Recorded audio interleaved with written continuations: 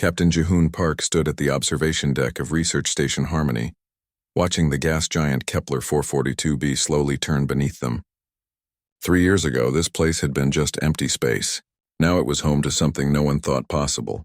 Real friendship between humans and aliens. The station hummed with activity. Human voices mixed with the musical tones of the Villani, creating a sound that always made Jihoon smile. The Villani were unlike any other species humans had met. Most aliens saw humans as useful but dangerous. The Villani saw them as beautiful. "Captain, you should see this," called Dr. Minji Kang from the biology lab. Jihoon walked over to find her watching a young Villani named Velandra work on a painting. The Villani's crystalline scales shifted from blue to purple as she concentrated. "What is she painting?" Jihoon asked. "Your dream," Minji said softly. "The one you told her about yesterday. The one where you were flying over the mountains on Earth." Jihoon stared at the canvas. Velandra had never seen Earth, never seen mountains, but somehow she had captured exactly what his childhood dreams looked like. The painting showed a figure soaring above snow-capped peaks, arms spread wide like wings. "How did she know?" he whispered. Velandra looked up, her scales now glowing warm gold. "Dreams taste like hope," she said in her musical voice. "Human hope tastes like flying." This was what made the Villani special. Other species feared human emotions. They said humans were too violent, too unpredictable. The Villani thought human emotions were the most beautiful thing in the galaxy. In the communications room, researcher Minho Lee was having his daily lesson with harmonist Thelnara, one of the Villani elders. The old alien's scales were silver with age, and her voice carried the wisdom of centuries. No, Thelnara sang gently. "You sing anger like it is bad. But anger can be righteous. Anger can protect. Listen." She sang a complex melody that made Minho's chest tight. He could feel the emotion in it. Anger that came from love. Fury that came from seeing the innocent hurt.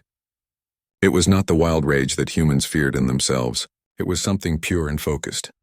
"I understand," Minho said and sang it back. His human voice was rougher than hers, but he caught the meaning. Thelnara's scales brightened with joy. "Yes. You learn our language not with words, but with heart. No other species has ever done this." The Villani language was pure emotion set to music. Most aliens could learn the basic meanings, but only humans could truly feel the songs. Only humans had emotions deep enough to understand what the Villani were really saying. In the workshop, technician Donghyun Cho was working with a group of young Villani on a new project. They were building something that had never existed before, a device that could translate human dreams into Villani songs. "The frequency needs to be higher," suggested one of the Villani. Her scales flickered between colors as she thought. "Human dreams are more complex than we first understood." Dongyun nodded and adjusted the settings. The machine hummed to life, and suddenly the workshop filled with the most beautiful music any of them had ever heard. It was the sound of a human child's laughter, translated into Villani harmony. The young Villani began to cry, their scales turning silver like moonlight. In their culture, silver scales meant overwhelming beauty. They had never heard anything so pure. "This is why we trust you," one of them whispered to Dongyun. "Other species hide their feelings. You share even your dreams." That evening, as was their custom, the entire station gathered for the daily harmony. Humans and Villani sat together in the main hall while Velandra and her family performed the song of the day. Today's song was about discovery, about finding something precious when you least expected it. Jihoon sat next to Velandra's family pod. Over the years, they had adopted him as one of their own. It was the highest honor a Villani could give. Velandra's birth mother, a gentle soul named Melosia, had once told him that he was the first human to understand that strength and kindness were the same thing. As the song ended, Velandra came to sit beside Jihoon. She was young for a Villani, barely 20 in Earth years, but already she was one of their finest artists. Her paintings of human emotions hung in galleries across Villani space. "Captain," she said quietly, her scales a soft blue of contentment, "my people have decided something important." "What's that?" "We want to share the archive with you." Jihoon's breath caught. The archive was the most sacred thing the Villani possessed. It contained every song their species had ever created, going back millions of years. No alien had ever been allowed to see it. "Are you sure?" he asked. Velandra's scales shifted to gold, the color of absolute certainty. "We have watched you for 3 years. We have seen your kindness, your protection, your love. We know that humans will guard our songs as carefully as we do. Across the hall, Minji was having a similar conversation with Thelnara. The elder Villani was explaining that they wanted to teach humans their deepest cultural secrets, the ones that only family was supposed to know. Why? Minji asked, overwhelmed. Because you cry when we are sad, Thelnara sang softly. Because you celebrate when we are happy. Because when we sing of loss, you sing harmony to comfort us. No other species has ever done this. As the station settled into its quiet night cycle, Jihoon walked the halls thinking about how much had changed. When he first arrived, he had been a military commander expecting to guard another alien research project. Instead, he had found something he never knew he was looking for: a second family. The Villani had taught humans that emotions were not weakness, but strength. That art was not luxury, but necessity. That the universe was not a cold, empty place, but a song waiting to be sung. In return, humans had given the Villani something they had never had before: protectors who cared about them not for what they could provide, but for who they were. Lieutenant Soyeon Kim finished her security rounds and paused at the observation deck. Tomorrow would bring new discoveries, new songs, new paintings.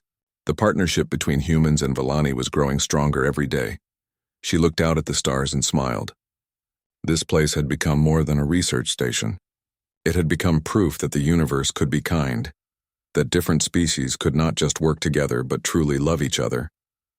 It was the most beautiful thing she had ever seen. The ships appeared without warning on a Tuesday morning. 5 massive vessels, dark and angular, dropping out of hyperspace like shadows falling across the sun. Research Station Harmony's alarms began to wail. Captain Jihoon Park rushed to the command center, where Minho Lee was already working the communications array. The young man's face was pale as he turned to his captain. "They're not responding to our hails," Minho said, "but they're broadcasting on all frequencies. It's in standard galactic common." "Put it through," Jihoon ordered. A harsh voice filled the command center, speaking words that made Jihoon's blood run cold. "This is War Master Drextal of the hegemony of Korth. You will prepare for immediate inspection. Any resistance will be met with total destruction." Jihoon had heard of the Korthian hegemony. They were a military alliance of reptilian species that believed in strict order. They saw the galaxy as a place where every species had a role to play, and humans were meant to be weapons, nothing more. Dr. Minji Kang arrived in the command center, her face worried. "The Villani are terrified," she said. "Their scales have all turned black. I've never seen that before." Black scales meant absolute fear. Jihoon felt his heart sink. The Villani were peaceful beings. They had no weapons, no defenses except the protection humans provided them. "Send a message to Earth," Jihoon told Minho. "Tell them what's happening. Use the emergency channel." But before Minho could respond, the lights went out. Emergency power kicked in a moment later, casting everything in red. The Korthians had jammed all long-range communications. Velandra burst into the command center, her scales shifting rapidly between black and silver, fear mixed with desperate hope. "Captain, my people are gathering in the main hall. They want to sing the protection song, the one that asked the universe to keep loved ones safe." Jihoon's throat tightened. He wanted to tell her everything would be fine, but he could see the Korthian ships moving closer. They were not here for inspection. They were here for something much worse. Lieutenant Soyeon Kim's voice crackled over the comm. "Captain, they're docking. Armed soldiers are boarding at airlocks 3 and 7. All security teams, defensive positions," Jihoon ordered. But even as he said it, he knew it was hopeless. The station had been built for research, not war. They had only basic defenses. The Korthian soldiers moved through the station like a plague. They were tall, reptilian beings with scales like armor and eyes like chips of ice. They carried weapons that hummed with deadly energy. War Master Drextal was the largest of them all, with scars across his face and a voice like grinding stone. He found Jihoon in the command center and looked at him with disgust. "So," Drextal said, "these are the humans who have forgotten their purpose. What do you want?" Jihoon demanded. "To remind you what you are," the War Master replied. "You are tools of war. You are meant to fight, to conquer, to serve those stronger than you. Instead, you play house with these pathetic singers." More soldiers herded the humans and Villani into the main hall. Jihoon saw Minji helping an elderly Villani walk, saw Dongyun trying to comfort a young Villani who was crying silver tears of terror. The Villani had gathered in their traditional circle, holding hands as they always did when they were afraid. Their scales were all black now, a field of living shadow. But they began to sing anyway, their voices joining in the protection song. Drextal listened for a moment, then laughed. It was a sound like breaking glass. Pathetic, he said. Watch, humans. Watch and learn what your friendship is worth. The Korthian soldiers raised their weapons, but these were not normal guns. They were sonic weapons designed specifically to hurt the Villani. The sound they made was horrible, a screaming anti-harmony that turned the Villani's own gift against them. The song stopped. The Villani began to scream. Jehun lunged forward, but Korthian soldiers held him back. "No," he shouted. "Stop, please." "This is what happens," Drextal said calmly, "when humans forget their place." One by one, the Villani fell silent. Their scales turned gray, the color of death. Valandra was the last to die. She looked at Jehun with eyes full of pain and whispered, "I forgive you." Then she was gone. The hall fell silent except for the sound of humans weeping. Thelnara lay still, her ancient wisdom ended forever. Melosia, who had adopted Jehun as her son, would never sing again. All of them gone. Drextal watched Jehun cry and nodded with satisfaction. "Good, you understand now. Your emotions make you weak. Your friendships make you vulnerable. We have done you a favor." The War Master signaled to his soldiers. They began shooting the humans too, one by one. Jehun closed his eyes and waited for his turn, but it never came. "Not you," Drextal said, pointing at Soyeon Kim. "You will live. You will carry a message back to Earth." Soyeon looked around at the bodies of her friends, human and Villani alike. Her face was carved from stone, but tears ran down her cheeks. "What message?" she whispered. "Tell them what happens when humans forget their place. Tell them this is the price of friendship. Tell them we have cleansed this weakness from the galaxy, and we will do it again if necessary." The Korthians left as suddenly as they had arrived. Soyeon was alone with the dead, surrounded by silence that felt like the end of the world. She gathered what she could: the station's data cores, the recordings of Villani songs, the paintings Valandra had made. Then she made her way to the escape pods. As her small ship limped away from the station, Soyeon looked back one last time. Research Station Harmony was dark now, a tomb floating in space. The beautiful songs were ended. The paintings would gather dust. The friendship that had bloomed between two species was cut down before it could flower. But as she set course for Earth, Soyeon heard something impossible. From the dead station behind her came a sound, the Villani death song playing automatically from the emergency systems. It was a song of mourning that would broadcast across space, telling every Villani in the galaxy that their children were gone. It was the last song the station would ever sing. Soyeon's hands shook as she prepared her message for Earth. She had to tell them what happened. She had to tell them about the massacre, about the loss, about the Korthians' cruel laughter. She had to tell them that their friends were dead. The ship jumped to hyperspace, carrying news that would change everything. Behind her, the death song continued to play, growing fainter and fainter until even that was gone. Silence fell across the Kepler 442 system, and in that silence, something terrible began to grow. The message reached Earth on a Friday evening. Admiral Ji Song was in her office reviewing supply reports when her aide burst through the door, face white as paper. "Admiral, you need to see this." Emergency transmission from the Kepler system. Jian activated her secure terminal and watched her world shatter.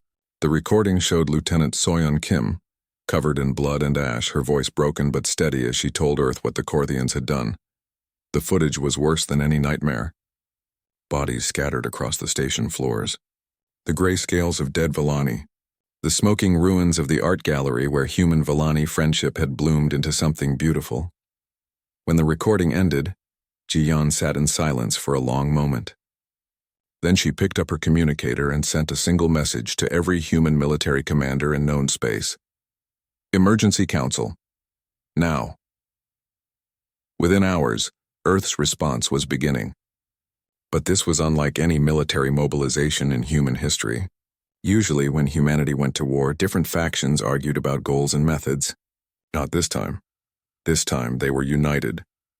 General Hyunwoo Nam arrived at Earth Defense Command with murder in his eyes.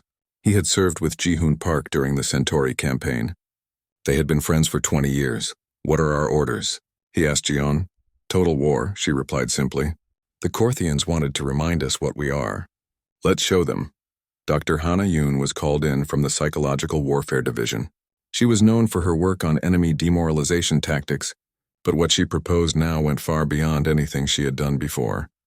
"We need to understand what the Korthians value," she explained to the assembled commanders. "They are a culture built on hierarchy and strength. They respect order and despise chaos. But most importantly, they take pride in their ability to impose their will on others. So we take that away from them," said General Nam. "Exactly, but not through random destruction. We destroy their ability to feel satisfaction, to feel joy, to feel anything except regret." Engineer Taehyun Ryu presented the technical requirements. "We'll need new weapons. Not just things that kill, but things that break spirits. The Korthians used sonic weapons against the Vellani. We can do better. What do you have in mind?" asked Admiral Song. "Silence bombs," Taehyun said. "Devices that create dead zones in space where no electronic communication can function. Imagine being in a battle and suddenly you cannot talk to your allies, cannot call for help, cannot even send a distress signal. They'll know how the Vellani felt," Ji-hoon said quietly. The war planning continued through the night. Every branch of the human military contributed ideas, resources, personnel. Colony worlds sent their ships. Corporate fleets volunteered for combat duty. Even the usually neutral research stations offered their advanced technology. But the most important contribution came from an unexpected source. Min-ho Lee had survived the massacre. He had been in the communications array when the attack began, and Soyeon had found him unconscious but alive in the wreckage. He was the only human who truly knew the Vellani musical language. Now he sat in a recording studio on Earth, tears streaming down his face as he worked on humanity's new war song.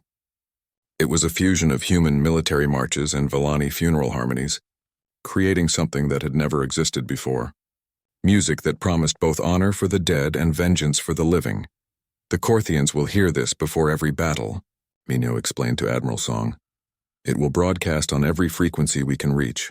They need to know that we remember our friends. They need to know that we will never forget." The song was hauntingly beautiful and absolutely terrifying. It started with the gentle melodies the Vellani had taught them, the songs of friendship and peace. Then it shifted, becoming deeper, darker as human voices joined in harmony. It told the story of bonds broken and promises made. It spoke of justice coming with wings of fire. President Narration addressed the human worlds 3 days after the attack. Her speech was broadcast across the galaxy, translated into every known language. "The Korthian hegemony believes that humans are weapons," she said. "They believe we exist only to fight and kill and serve those they consider our betters. Today we will prove them wrong." She paused, looking directly into the camera. "We are not weapons. We are protectors. We form bonds with those who share our values. We create beauty with those who understand art. We build friendships that transcend species and distance and time itself." Another pause. "But when our friends are murdered, when innocence is slaughtered, when beauty is destroyed for no reason except cruelty," her voice grew cold as winter, "then we become something else entirely." Other species tried to intervene. The Galactic Council sent diplomatic messages urging restraint. Trade partners offered to mediate. Even former enemies suggested that perhaps humanity's response was excessive. The humans ignored them all. "Where were you?" Admiral Song asked the council representatives. "When our friends were being tortured to death? Where was your concern for restraint when peaceful artists were murdered for the crime of loving us?" The council had no answer. Military production shifted into overdrive. Shipyards that had been building civilian vessels switched to warships. Factories that made farming equipment began making weapons. Scientists who had been studying peaceful technologies started developing instruments of war. But these were not ordinary weapons of conquest. Every device, every ship, every piece of equipment was designed with one purpose: to make the Korthians understand loss the way the Vellani had understood it. The ships were painted in Vellani memorial colors, deep blue and silver, the colors of grief made visible. Each vessel carried speakers that could broadcast the new war song across entire star systems. The crews wore patches showing Vellani musical notation.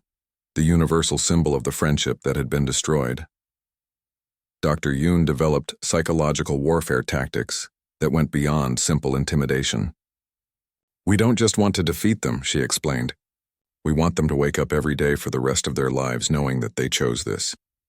We want regret to be the first thing they feel when they open their eyes and the last thing they feel when they close them." As the human fleet prepared to depart, something remarkable happened. Messages began arriving from across the galaxy. Other species that had been victims of Korthian aggression offered support. Worlds that had been forced to serve the hegemony sent secret intelligence about military positions. Even some Korthian colonies sent coded transmissions, begging humanity to liberate them from their own government. The message was clear.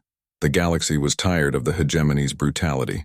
They had been waiting for someone strong enough to stand up to the reptilian empire.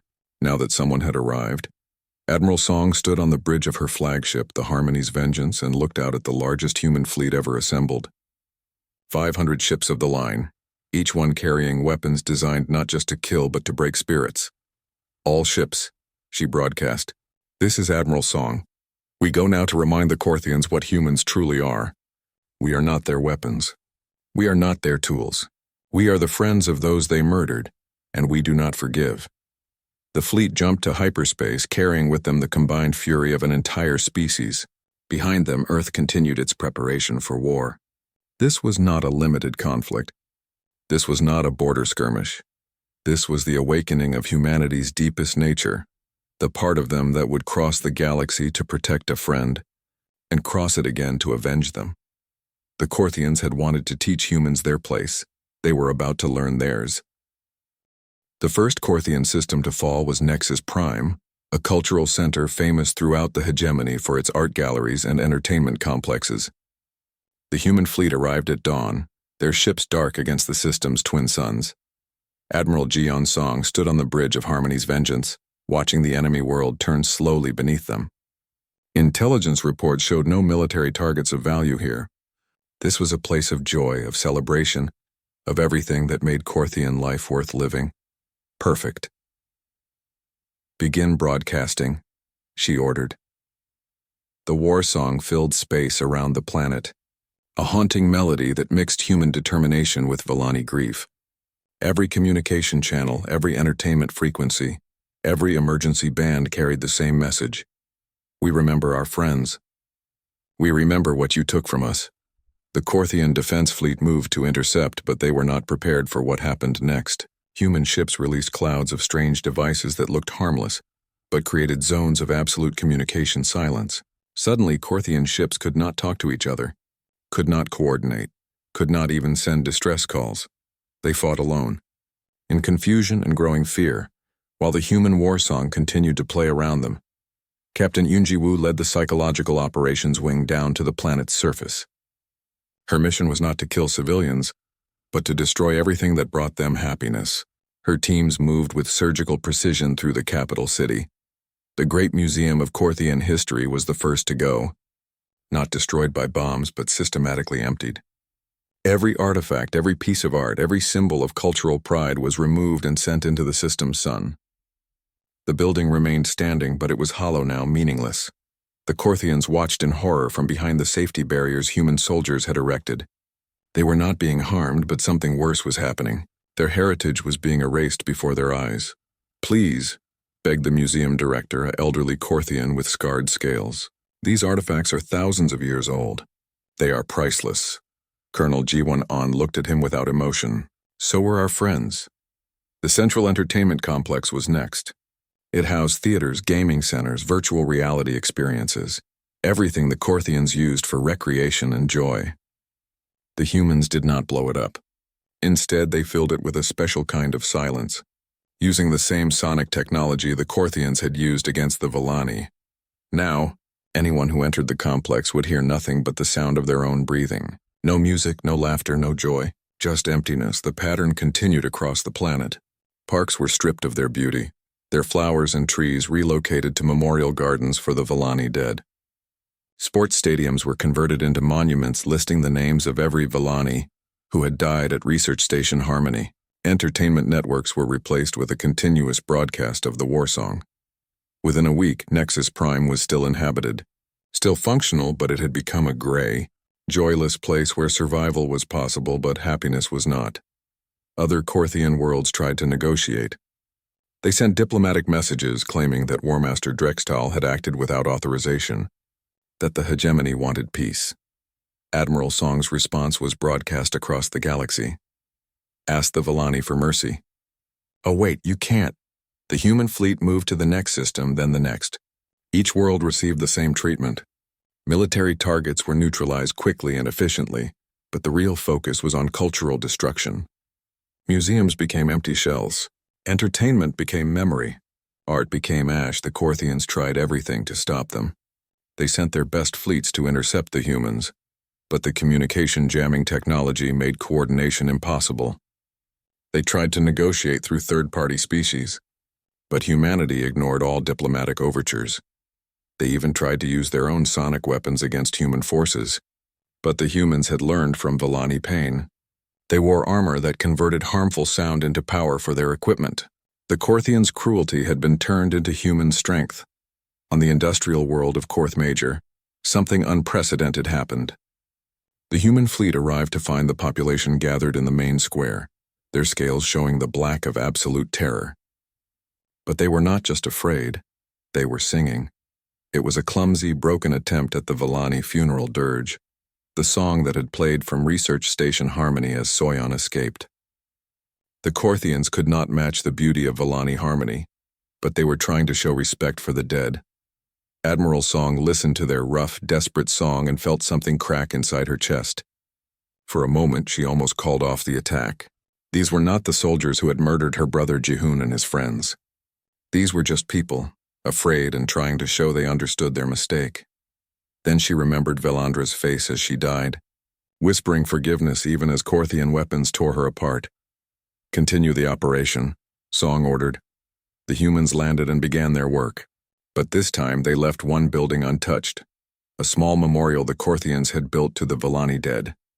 It was crude and ugly compared to Villani art, but it showed genuine remorse. You may keep this, Colonel An told the planetary governor. Remember what you built it for. News of the human campaign spread across the galaxy. Other species watched in fascination and horror as the most powerful military alliance in known space was systematically humiliated. The Korthians still had their armies, their ships, their weapons, but they were losing something more important, their will to fight. Some worlds surrendered without resistance, their populations begging for mercy they knew would not come. Others tried to hide their cultural treasures, but human intelligence was too good. The art, the music, the joy, it all disappeared piece by piece. The breaking point came at the hegemony capital world. War Master Drextal himself emerged from his fortress protected by his elite guard to face Admiral Song in personal combat. It was a desperate attempt to reclaim some shred of honor. You humans think you understand war, he snarled, his scales dark with rage. You know nothing. We have conquered 100 species. We have built an empire that spans 50 systems. Song looked at him with eyes like winter stars. And what do you have to show for it now? Drextal looked around at his capital city. The great towers still stood, but they were empty. The celebration squares were silent. The monuments to Korthian glory had been replaced with memorials to Villani dead. His empire still existed, but it was a hollow shell. This is not victory, he whispered. No, Song agreed. This is justice. The duel lasted 3 minutes. Drextal was a skilled warrior, but he was fighting the sister of Jihun Park, and she carried the grief of an entire species in her heart. When it was over, the War Master lay still on the ground that had once been a beautiful garden. Admiral Song stood over his body and spoke words that would be remembered for generations. You wanted us to remember our place. We did.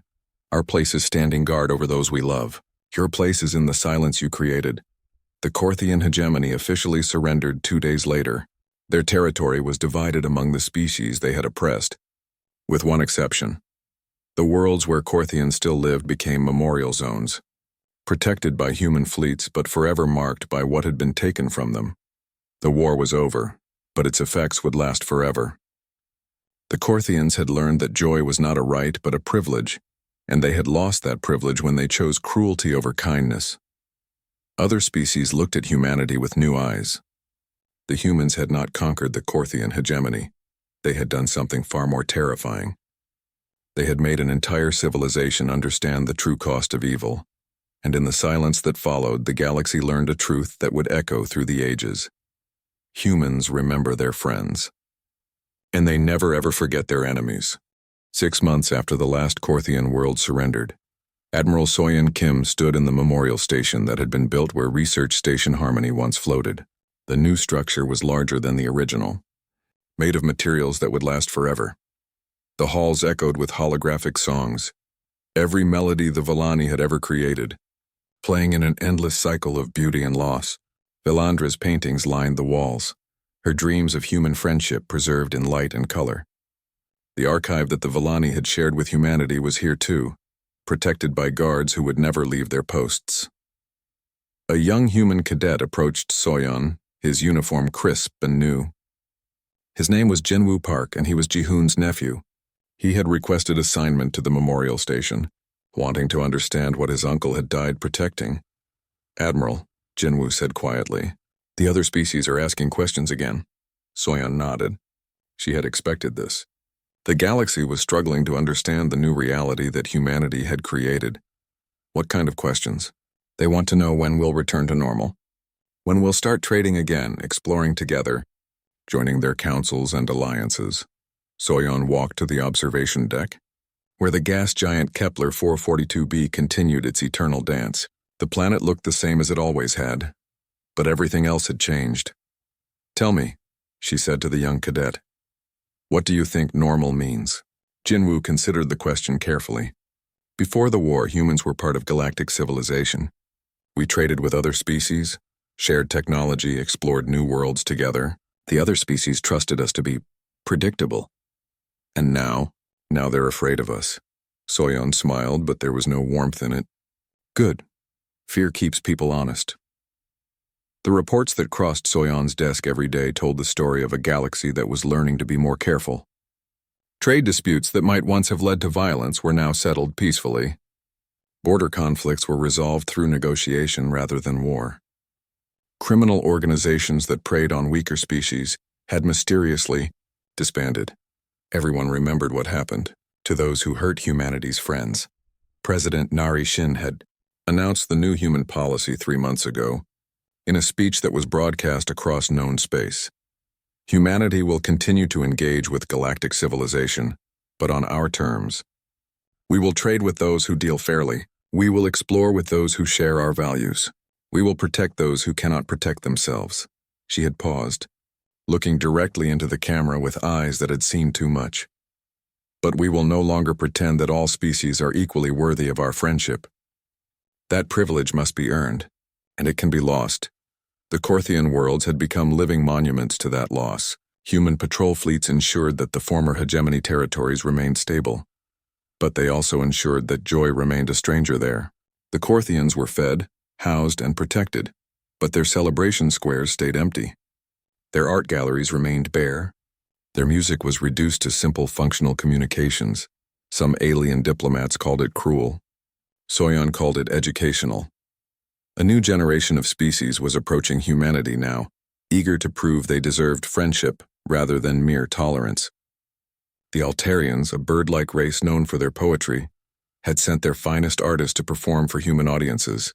The crystalline Helians had opened their sacred libraries to human scholars. The aquatic Deepsworn had offered to share their ocean worlds as joint colonies. All of them had learned the same lesson. Humans rewarded genuine friendship with fierce loyalty, but they punished betrayal with methodical destruction. Dr. Hana Yoon, now Director of Galactic Relations, maintained a careful balance in humanity's new role. Her office received hundreds of requests every day from species wanting to establish formal alliance treaties. She approved perhaps 1 in 50. Quality over quantity, she explained to her staff. We don't need 1,000 casual acquaintances. We need a few true friends who understand that trust is sacred. The selection process was thorough and sometimes brutal. Species that wanted human friendship had to prove their commitment over years of interaction. They had to show that they valued the partnership more than what they could gain from it. They had to demonstrate that they would stand by humanity even when it was difficult. Most importantly, they had to show they would never forget the Villani. Every human ship now carried a small crystal containing Villani songs. Every human colony had a memorial garden where Villani art was displayed. Children learned about Velandra and Thelnara, and all the others in school, understanding from an early age that some friendships are worth crossing the galaxy to protect. The memorial station received visitors from across human space and beyond. Former enemies came to pay respects. New allies came to understand what they were joining. Everyone came to remember. Jinwoo stood beside Soyeon in the observation deck, watching a small Altarian delegation place flowers at the central memorial. The bird people's leader spoke a few words in the Villani musical language. A clumsy attempt, but sincere. "Why do they come here?" Jinwoo asked. "To understand the price of friendship," Soyeon replied. "To see what happens when trust is broken. To remember that humanity's protection comes with responsibility." A chime sounded, indicating an incoming message. Soyeon activated her communicator and listened to the report from Captain Yoonji Woo, now stationed at the edge of human space. "Admiral, we have a situation. The Vegan Confederacy has attacked one of the Deepsworn colonies. Civilian casualties are significant." Soyeon felt a familiar cold settle in her chest. The Deepsworn were one of humanity's new allies, a species that had earned their friendship through years of patient cooperation. They were gentle beings who had never harmed anyone. "What are your orders?" Captain Wu asked. Soyeon looked at the memorial around her, at the evidence of what humanity had lost and what they had become. The galaxy had learned many lessons in the past months, but apparently some species needed additional education. "Send the Vegans our standard message," she said calmly, "then begin the cleansing protocol." "Understood. What's the standard message again?" "Ask the Villani for mercy." Within hours, human fleets were moving toward Vegan space. The pattern would repeat itself. Communication jamming, cultural destruction, the systematic removal of everything that made life worth living. The Vegans would learn what the Korthians had learned: attack humanity's friends and joy dies forever. Other species watched the new war begin and felt a mixture of relief and terror. Relief that someone was finally enforcing galactic law with absolute certainty. Terror that they might someday find themselves on the wrong side of human justice. The galaxy had become a more peaceful place, but it was the peace of the graveyard, enforced by guardians who never forgot and never forgave. As Jinwoo prepared to begin his first shift on memorial duty, Soyeon gave him the words that every guardian learned. "We stand watch over the memory of friendship. We protect those who cannot protect themselves. We remember what was lost and we ensure it never happens again." The young man nodded solemnly and took his position at the central memorial, where Villandra's final painting showed humans and Villani singing together under alien stars. Outside, the universe continued its dance of creation and destruction, but now it danced to a different rhythm. Humanity had taken its place as the galaxy's memory, its conscience, its unflinching judge. They had learned their place, just as the Korthians had wanted. They were the guardians of friendship, the protectors of the innocent, the keepers of promises made to the dead. And in the silence between the stars, the truth echoed forever: harm our friends, and we will make certain no joy remains. The galaxy had learned. The galaxy remembered. The galaxy feared. And that was exactly as it should be.